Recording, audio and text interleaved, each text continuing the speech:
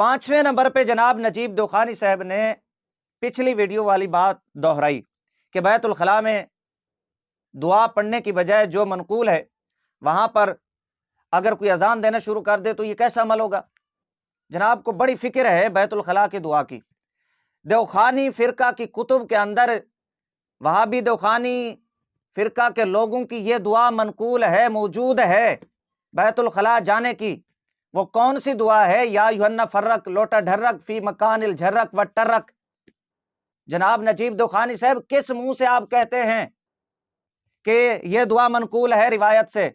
آپ کے دھرم کی دعا تو یہ ہے، پھر سن لیں آپ کے کان خراب ہیں آپ کی نگاہ کی طرح۔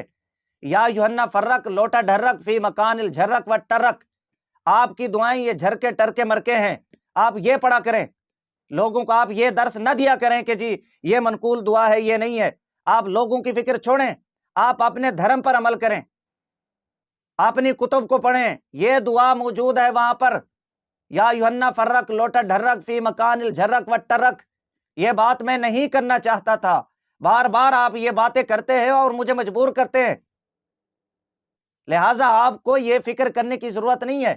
اور پھر اس کا جواب میں دے چکا ہوں پہلی ویڈیو کے اندر کہ آپ کے اکابرین نے لکھا ہے کہ اگر مصیبت ہو فتاوی جات کے اندر، مصیبت ہو ختم بخاری اور اذان دینا مندوب ہے، مستحب ہے، وہاں پر دی جا سکتی ہے۔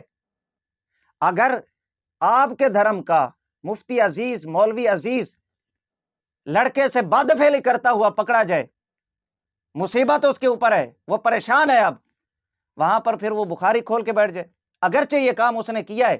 ایک طرف ویڈیو آپ دیکھ سکتے ہیں، ایک طرف بخاری کھلی ہوئی ہے، سامنے بخاری رکھی ہوئی ہے، اس نے حدیث کی کتابیں رکھی ہوئی ہیں اور لڑکے سے گندا کام کروا رہا ہے۔ یہ آپ کا دھرم ہے؟ کیوں ہماری زبان کھلواتے ہیں یار؟ آپ کو بار بار کہتا ہوں ذرا کتابیں پڑھ کے کھچے مارا کریں، چولیاں مارا کریں، وہ بات کیا کریں جو لوگوں کو سمجھ آئے۔ اس طرح کی بے تکی باتیں کر کے مجھ سے اپنی چھترول نہ کروایا کریں۔